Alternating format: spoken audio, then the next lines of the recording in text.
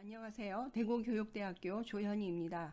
초등영어교육에서 다중언어주의에 대한 성찰, 초등교사들의 인식을 중심으로 연구한 결과를 발표하겠습니다. 신기술의 발달에 따라 새로 생성되는 개념들이 많고 신자유주의 무역에 따라 활발하게 유통되는 전 세계의 다양한 상품과 상표 등이 빠른 속도로 확산되고 있습니다. 이와 함께 다양한 언어들이 우리의 삶 속에 자리를 차지하고 있습니다. 영어의 경우 유창성의 정도에 상관없이 영어를 사용할 수 있는 인구가 전 세계 인구의 최대 25%까지로 추정됩니다. 영어를 비롯한 언어의 이동성 그리고 혼재가 일상적인 현상이 되면서 언어에 대한 시각이 다중언어주의적인 관점으로 변화하고 있고 이것에 대한 논의가 지난 몇 년간에 부상하고 있습니다. 다중언어주의란 기존의 언어를 국가나 민족에 귀속된 것으로 보고 언어학적인 측면에서 형식이 고정되고 체계적인 것이라고 보았던 반면에 다중언어적 관점에선 언어가 이렇게 국가나 민족 단위로 구분된다고 보기보다는 실제 사용되는 시공간에서 맥락에서 변화하는 유동적인 것이라고 보는 관점을 취합니다.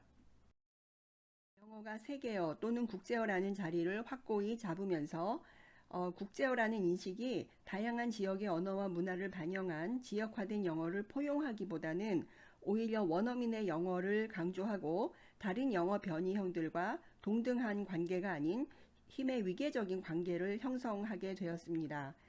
그리고 영어 원어민의 영어를 표준으로 잡는 원어민 중심주의가 팽배하게 되었습니다.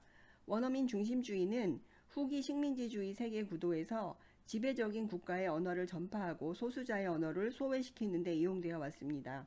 언어에 대한 원어민 사용자의 절대적 권리를 전제로 하는 것은 한 개의 언어만을 표준 또는 공식 언어로 사용할 것을 주장하고 그 외의 언어들은 표준 언어를 변질시키고 오염시킨다고 인식합니다. 이 점에서 원어민 중심주의는 단일 언어주의와 연결됩니다. 원어민 중심주의와 단일 언어주의는 영어 교육에도 영향을 미쳤습니다.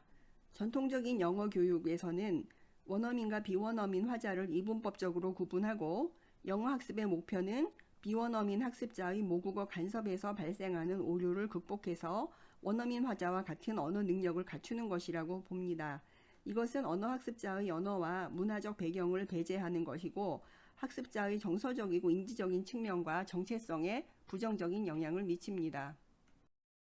우리나라 초등영어 교육과정에서는 영어를 국제어로 밝히고 있으나 다중언어주의는 극히 제한적으로만 반영되어 있습니다.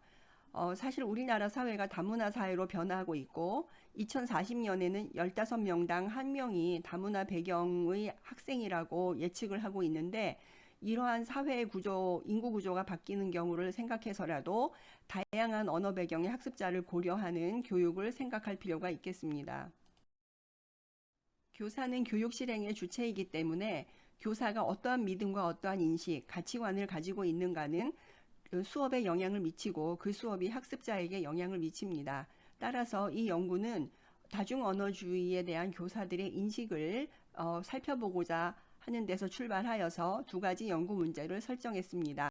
첫 번째, 초등영어 교사들이 단일 언어주의, 원어민 중심주의, 그리고 다중언어주의와 같은 언어 이념들에 대해서 어떤 인식과 믿음을 갖고 있는지, 두 번째는 초등영어 교사들이 성찰하는 과정에서 어떤 갈등과 변화를 보이는지를 알아보고자 했습니다. 배경으로서 첫 번째, 다중언어주의의 정의와 특질에 대해서 얘기하겠습니다. 유럽연합회에서 2006년에 다중언어주의에 대한 정의를 내린 후에 2013년에 메이가 멀티링구얼 턴이라는 용어로서 구조주의적인 언어관에서 후기 구조주의적인 언어관으로의 전환을 얘기했습니다. 즉, 언어는 유동적이고 고정되어 있지 않으며 끊임없이 변화한다는 것을 뜻합니다. 추루는 일찍이 영어를 지역별로 분류하여 내부권, 외부권, 확장권으로 분리했습니다. 내부권 영어란 우리가 흔히 원어민 영어라고 부르는 북미와 영국, 호주, 뉴질랜드의 영어를 말하고 외부권은 식민 지배를 통해서 영어를 제2 언어로 사용하는 인도나 싱가포르 같은 나라들을 말합니다. 확장권은 정치와 경제의 교류를 목적으로 해서 영어를 외국어로 배우는 나라들을 말하죠. 우리나라가 속하는데 카츄루가 이렇게 분류를 해서 한 목적은 다양한 지역에서 영어가 다양한 이유와 목적으로 사용되고 있는데 이러한 세계어로서의 영어에서 변이형을 인정하자는 것이 의도였습니다. 그런데 2020년에 프리만이 카츄루의 지역별 분류는 여전히 가장 안에 핵심적인 원어민 영어를 중심으로 하고 이것을 해체하고 있지 못하다는 지적을 했습니다. 그러나 어쨌거나 이 카츄루와 프리만의 시각을 고려할 때 다중언어주의는 영어의 어떤 지역적인 분포에 대한 설명에서만 끝나는 것이 아니라 언어 간 힘의 불균형 이런 것들이 학습 성취도라든가 학습자의 정체성 이런 것에 영향을 미칠 수 있고 이런 것을 해결하는데 언어 간의 힘의 문제를 우리가 인식해야 된다라는 것을 암시하고 있습니다. 단일언어주의와 다중언어주의를 간단히 비교하면 단일언어주의는 한 사회에서 하나의 언어를 사용하는 것을 지향하는 것을 말하고 언어와 언어가 서로 접촉해서 변질되면 그 언어의 순수성이 오염된다고 믿습니다. 다중언어주의에선 언어가 다양하게 섞이고 혼재하는 것을 자연스럽게 받아들이고 그 언어 간의 접촉으로 인해서 언어가 서로 더 강화되고 풍부해진다고 믿습니다. 단일언어주의에서 다중언어주의를 바라볼 때는 우리가 보통 바일링구얼이라고 하면 50대 50의 바일링구얼을 이상적으로 생각하듯이 모국어와 다른 언어를 동등하게 그 동등한 능력으로 사용할 수 있는 것을 다중언어주의자라고 얘기를 하고 다중언어주의에서 말하는 다중언어주의자는 그렇게 균등한 능력이 아니라 언어 화자가 필요하면 필요에 따라서 목적에 따라서 다른 언어를 사용하는 경우를 다중언어주의라고 합니다. 아까도 얘기했듯이 단일언어주의는 언어 간의 경계가 확실하게 있고 그것이 형식적인 구분으로 이루어지고 단단하고 변하지 않는다고 보고 다중언어주의는 언어 간의 경계가 없고 늘 유동적이고 부드럽다고 인식하고 있습니다. 다중언어주의는 문자로 된 언어 자원에만 의존하지 않고 사회의 다양한 기호와 이미지 이런 복합 양식을 포함하고 있습니다. 그래서 다중언어주의에서는 다양한 언어 자원을 활용하는 것을 강조하고 있고 이것을 다중양식의 기호 자원이라고 부르기도 합니다. 교사의 믿음 체계와 다중언어주의를 위한 교사 교육에 대해서는 연구가 많지 않습니다. 그래서 교사의 믿음 체계가 교수 활동에 중요한 영향을 미치는 만큼 이러한 연구의 필요성이 강조된다고 하겠습니다. 연구 대상은 영어 지도 경험이 있는 9명의 초등교사입니다. 교사들의 경력은 2년에서 17년, 그리고 영어 지도 경력은 3달에서 7년 정도로 다양한 교사의 경험들이 다 이루어져 있어서 어느 정도 대표성이 있는 집단이라고 할 수 있겠습니다. 자료는 성찰 에세이를 다중언어주의라는 주제에 대해서 2회를 적었으며 이 에세이를 기반으로 좀 더 심화된 내용을 면담으로 2회 진행했습니다. 자료 분석은 질적 자료 분석을 했습니다. 연구 발견에서 첫 번째로 교사들이 영어 교육을 둘러싼 언어 이념에 대해서 이해하게 된 점을 보여주었습니다.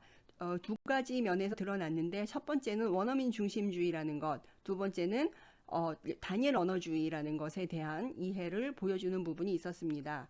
일단 원어민 중심주의에 대한 이해는 이제 교사들이 예전에는 자신이 미국식 영어만을 목표로 삼고 배워왔는데 교사가 되어서 원어민 보조교사와 수업을 할 때 뉴질랜드나 남아프리카 공화국에서 온 원어민 교사들과 수업을 한 적이 있었고 그때 자신은 영어를 알아듣지 못했지만 그 전부터 전학년부터 그 교사와 수업을 해왔던 학생들은 자연스럽게 맥락 속에서 알아듣고 이해를 하더라라는 경험을 회상을 하면서 다양한 영어에 익숙해지고 노출될 필요가 있겠구나라는 인식을 성찰을 한 부분이 있었습니다. 그래서 교사 D 같은 경우에 선입견을 가지지 않아야 된다라는 것, 다양한 영어 표현을 존중할 수 있도록 지도해야 되겠다는 필요성을 느꼈다고 했습니다. G는 원어민 중심주의적인 영어 교육이 학부모들에게 팽배하다는 것을 예를 들어서 성찰을 했었는데 엄마표 영어라든가 자녀들을 어렸을 때부터 영어의 바다에 빠뜨리는 것, 이렇게 영어 몰입 교육을 시키고자 하는 학부모들의 열의를 얘기를 하면서 너무 그 학생들의 개인적인 흥미와 소질, 능력을 무시한 것이 무리가 된다라는 얘기를 했습니다. 아이는 영어 교육을 둘러싼 언어 이념에 대한 이해가 매우 강한 참여자였습니다. 교사 아이는 발음을 가지고 평등이 아닌 위계 논리로 차별을 하는 그런 논리가 우리 속에 깊이 뿌리박혀 있는 것 같다는 얘기를 했는데, 그 예를 들어서 반기문 예전 총장의 연설을 얼굴을 가리고 소리만 듣도록 한 뒤에 이제 평가를 하라고 했는데, 미국인들은 그 소리를 듣고 굉장히 수준 높은 영어를 구사한다고 했고, 한국 사람들은 원어민 발음이 아니라서 영어를 잘 못한다고 평가했다고 하는 것을 인용했어요. 그래서 우리가 원어민 같은 발음에 너무 집착을 하는 것이 아닌가라고 성찰을 했습니다. 이와 같이 원어민의 발음을 기준으로 발음을 잘하고 못하고를 따지고 그것으로서 영어를 잘하고 못하고와 연결을 시키는 것은 영어 학습자가 도달할 수 없는 어떤 이상을 마련해 놓고 그것에 미치지 못하기 때문에 영어 학습자는 영원히 결핍되어 있는 부족한 존재라는 그런 인식을 의 지배를 받는 것이라고 할 수 있습니다. 그리고 재밌는 것은 여기 참여자들이 원어민 중심주의에 대한 논의에서 발음에 중점을 두는 경향을 보였는데, 이 발음에 중점을 두는 것은 들으면 얼른 겉으로 표시가 나는, 금방 알아차릴 수 있는 것이기 때문에도 그렇지만, 영어를 의미 협상으로서 도구로서 보기보다는 그 영어가 갖춰야 될 형식에 관심을 갖기 때문에 더 그런 것이 아닌가라는 해석을 했습니다. 두 번째, 언어 이념의 단일 언어주의적인 측면을 보겠습니다. 단일 언어주의에 대한 성찰에서 교사들은 영어로 하는 영어 수업에 대한 이야기를 많이 했습니다. 교사 B 경우에는 신규 교사 시절에 영어로 하는 영어 수업을 해야 된다고 배웠고 당연히 연수를 듣고 했는데, 이것이 영어 이념과 연관되어 있다는 것을 안 것에 대해서 충격적이라고 얘기를 했고, 그것을 자신이 느끼지 못했다는 것에 대해서도 놀랐다고 썼습니다. 교사 H의 경우에도 같은 내용을 썼는데, 자신은 원어민과 같은 정확한 발음과 유창한 톤으로 영어 수업을 이끌어 나가는 것이 모범적인 영어 수업이라는 생각을 하고 있었는데, 그것이 아니라는 것에 대해서 생각의 변화가 생기게 되었다는 말을 했습니다. 교사 2의 경우는 영어로 수업 발표를 할 때는 100% 영어로 수업을 준비했고, 사전에 학생들이 영어를 듣고 이해하고 영어로 말을 할 수 있도록 준비를 시켰다고 했고요. 그래서 수업 발표를 들으러 오는 사람들이 영어로 진행하는 수업이라 좋았다는 평을 했다고 했습니다. 이처럼 TEE가 굉장히 지배적인 어떤 영어 수업의 틀 또는 방법, 접근법으로 되어 있었다라는 것을 얘기를 했습니다. 교사 F는 경력이 2년 차의 교사인데, 연수를 받을 때 이제 수업 지도를 받는 경우에 교실 내 영어 사용률, 교실 영어를 말하는 것이죠. 교실 영어 사용률이 적다고 지적을 받았다고 했습니다.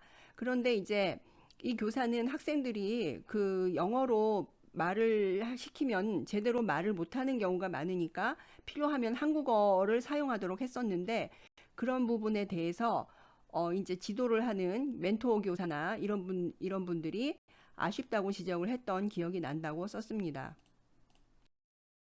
D는 경력 4년 차인 참여자인데, 학부 시절을 회상하면서 마이크로 티칭을 할 때면 한 차시 수업을 전부 영어로 했다고 했습니다. 그때는 영어로 수업하는 것이 아이들의 영어 노출 효과를 주고, 그래서 교육적으로 필요하고, 그래서 그것이 옳은 줄만 알았다고 했습니다. 그런데 학교에 이제 가서 영어로 수업을 해보니 중위권, 하위권 학생들은 알아듣지를 못해서 수업에 흥미를 잃는 모습을 보였다고 썼습니다. 교사 B는 자신이 영어를 가르칠 때 영어 교사면서 자유자재로 영어를 구사하면서 영어 수업을 할 수 없다는 자괴감을 느꼈고, 그렇기에 좋은 영어 교사가 될 수 없다는 죄책감도 있었다고 했습니다. 따라서 영어로만 하는 영어 수업이 학습자의 셀프 이스팀에 부정적인 영향을 미치지만 교사에게 미치는 영향도 있을 것이라고 얘기를 했습니다. 교사 2의 경우에는 방과 후 영어 수업에서 필리핀 영어 선생님과 코티칭한 경험을 생각하면서 자기의 역할은 그 필리핀 선생님의 보조교사 역할처럼 학생들이 모르는 내용만 번역해주는 것이었다고 했습니다. 그래서 그 당시에는 한국인 교사가 개입을 많이 할수록 안 좋은 수업, 미끄럽지 않은 수업이라고 잘못된 생각을 했었던 것 같다고 했습니다. 물론 이것은 이제 좀 몇 년 전의 이야기이고 최근에는 원어민 교사가 많이 이제 그 한국인 교사로 대치가 되었죠. 그래서 한국인 교사들이 영어 수업을 많이 주도를 하고 있는데 한국인 교사들이 영어로 수업을 주도하더라도 영어 수업은 기본적으로 영어로 하는 수업을 지향하고 있는 것은 변함이 없습니다. 자, 이렇게 영어로 하는 영어 수업, 단일 언어주의가 지배적인 영어 수업의 어떤 틀이 될 때 결국은 교사들은 그 학생들이 가지고 오는 한국어라는 자원, 그리고 교사가 갖고 있는 한국어라는 자원, 그리고 그것이 가지고 오는 다양한 의사소통 전략들을 사용하지 못하고 어떤 제한된 그 영어라는 도구만으로 수업을 하기 때문에 정서적인 부분 또 학습 효과적인 부분에서 한계가 교사들은 과거의 영어 교육 경험에 대해서 성찰을 하면서 단일 언어주의와 원어민 중심주의의 지배를 받고 있었다라는 것을 인식을 했지만 반면에 자신이 결정의 주체가 되어서 능동적으로 자신의 믿음에 따라서 교수 경험을 했던 것도 공유를 했습니다. 또한 이 성찰문을 통해서 인식이 어떻게 변화하는지에 대해서도 썼습니다. 교사 C를 보면 교사는 학생들이 이해하지 못하는 부분에서는 모국어를 반드시 사용을 했었다고 했습니다. 그래서 영어로만 설명했을 때보다 모국어로 도움을 받았을 때는 자신이 원하는 학습 목표에 더 다가갈 수 있었고 학생들도 더 자신 있게 수업에 참여했다고 썼습니다. 교사 I는 앞에서 다중언어주의적인 인식이 매우 강한 그런 참여자라고 소개를 했었는데요.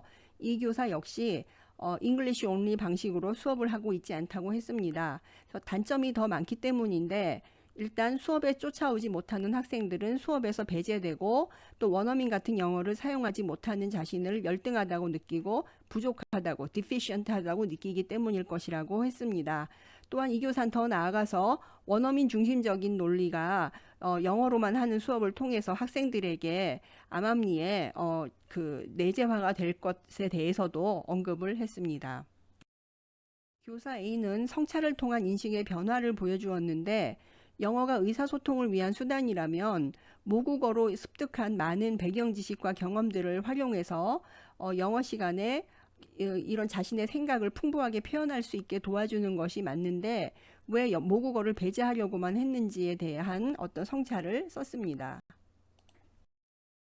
다시 교사 I를 인용을 하면 이 교사는 다중언어주의적인 관점이 매우 확고한 참여자였습니다. 그래서 이 교사가 쓴 요 발췌문은 상당히 해석적인 풍부함을 주는데 일단 원어민이라는 것은 존재하지 않은 허상이라는 것, 그래서 유령 같은 존재라고 비유를 했습니다. 그래서 완벽한 바이링구얼에 대한 환상을 버린다고 했는데 이 교사는 이론적인 어떤 그런 것은 없지만 결국 단일 언어주의적인 관점에서 보는 전통적인 다중언어주의에 대한 인식을 말하는 것이죠. 그래서 단일 언어주의적인 관점에서는 다중언어주의나 이중언어주의는 모국어와 똑같은 정도로 아주 고르게 50대 50의 유창성을 가지고 언어를 구사하는 것을 말합니다. 그래서 이런 것은 이룰 수 없는 것이다. 그래서 이거 환상을 버리고 그리고 다언어 사용자로서 영어를 배우고 사용한다는 접근이 필요하다고 했습니다. 즉 다중언어주의적인 관점에서 우리는 다른 나라 말은 필요와 목적에 따라서 쓰면 되는 것이죠. 그걸 기능적인 다중언어주의라고 하는데 그 말을 여기서 썼고 그리고 또한 모국어로서 갖고 있는 우리의 자원을 중시해야 된다는 거. 그래서 한국식 영어도 인정하는 것이 중요하다고 얘기를 했습니다. 교사들은 다중언어주의를 초등영어 교육에 어떻게 접목해야 할지에 대해서도 성찰을 했는데 교사들이 공유한 것은 다중언어주의적인 접근이 앞으로 영어 교육이 지향해야 할 방향이라는 것이었습니다. 특히 통번역기가 발달하면서 영어를 왜 배워야 하는지 질문을 하는 학습자들에게 다중언어주의적인 어떤 관점이 도움이 된다고 쓴 교사들이 있었습니다. 그래서 교사 H의 경우는 이제 학생들에게 이제 이런 질문을 받는데 왜 영어를 배워야 하는지, 그렇다면 교사는 이제 번역기나 통역기는 대화 상대자에 대한 이해나 존중, 깊이 있는 마음을 나누는 것은 불가능하다라는 것을 학습자들에게 알려주겠다고 했습니다. 그래서 결국은 영어를 배운다는 것은 정보만을 주고받는 것이 아니라 어떤 마음을 나누는 대화가 되어야 된다는 것. 그래서 앞으로 영어 교육에는 다른 사람을 이해하는 문화 교육도 언어 교육 못지않게 중요하게 다루어야 된다는 것을 얘기를 했습니다. 그리고 당연히 문화 교육은 다양한 문화, 다문화 교육을 함께 해야 된다고 얘기를 했습니다. 교사 I는 앞의 교사와 같은 맥락이지만 약간 다른 시각에서 영어란 잘해야 되는 과목이라기보단 자기 표현을 잘할 수 있게 도움을 주는 도구라는 것을 학생들에게 강조한다고 했습니다. 따라서 자신이 갖고 있는 내용을 어떻게 표현을 하는가, 이것이 중요하다고 생각을 한다고 했습니다. 이러한 관점은 결국 그 영어를 배운다는 것이 다양한 기호 자원을 활용해서 의사소통을 하는 능력을 키우는 것이라는 트랜스랭귀지인 관점과 연계가 된다고 하겠습니다. 다시 말해서 언어라는 것이 모든 총체적으로 볼 때 영어, 한국어, 일본어, 중국어 같은 어떤 국가 간 언어를 구별하는 것이 중요한 것이 아니고 자신이 아는 모든 언어 자원을 사용해서, 근데 그것이 언어가 아니라 세미어틱이라고 여기 되어 있습니다. 다시 말해서 그 언어뿐 아니라 비언어적인 수단들, 요즘에 학생들이 많이 사용하는 이모티콘이라든가 또 이미지, 그림, 제스처 등등등 이런 것을 다 사용해서 자신이 원하는 의사소통의 목적을 이루는 것이 중점이 되어야 된다고 보는 관점이고요. 이것이 트랜스랭귀징이 지향하는 것이 되겠습니다. 마지막 발견으로서 교사들이 던진 공통적인 질문과 갈등, 그리고 교사들이 의식하지는 못했지만 자료 분석을 통해서 드러났던 모순에 대해서 이야기를 하겠습니다. 교사들은 의사소통이 영어 교육의 목적이고 정확한 원어민의 영어를 구사하는 것이 더 이상 목적이 아니라면 어느 정도까지의 영어를 가르쳐야 이해 가능한 수준이 되는 것인지가 궁금하다고 했습니다.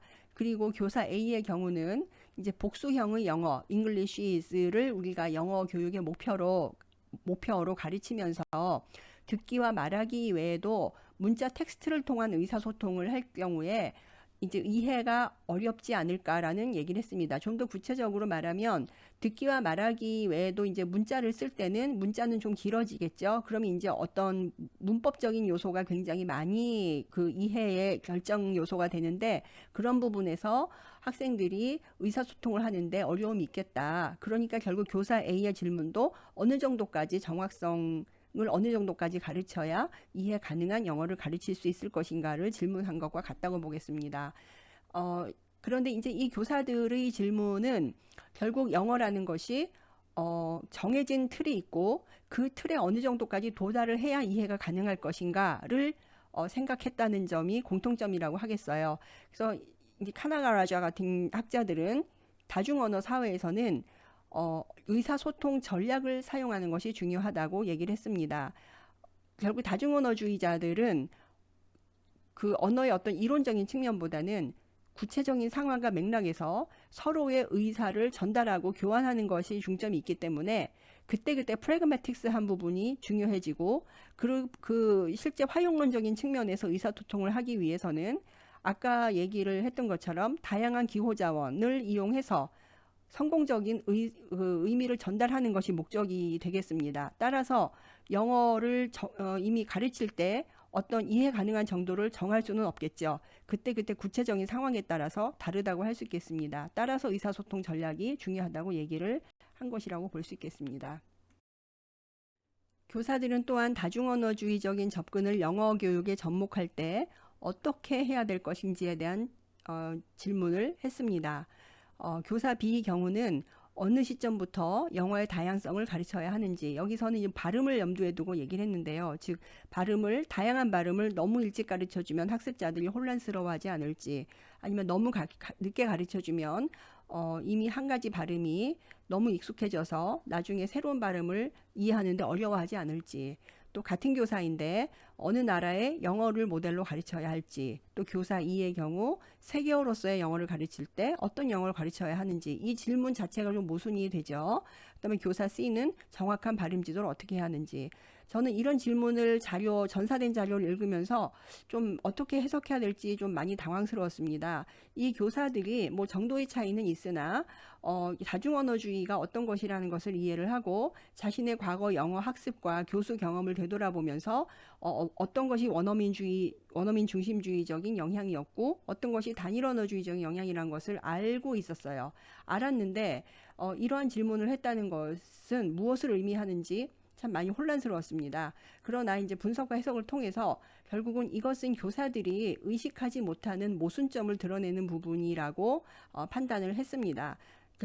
결국 우리가 가지고 있는 믿음과 인식은 쉽사리 변하진 않죠. 새로운 관점을 얻었다 하더라도 기존에 생각하고 있었던 것이 완전히 어떤 패러다임이 바뀌지는 못합니다. 많은 시간이 걸리는 것이죠. 따라서 이 교사들이 오래전부터 가지고 있었던 단일언어주의적인 원어민 중심주의적인 믿음이 질문으로 드러난 것이고 이 교사들은 이것에 대해서도 역시 고민을 하고 있었던 것입니다.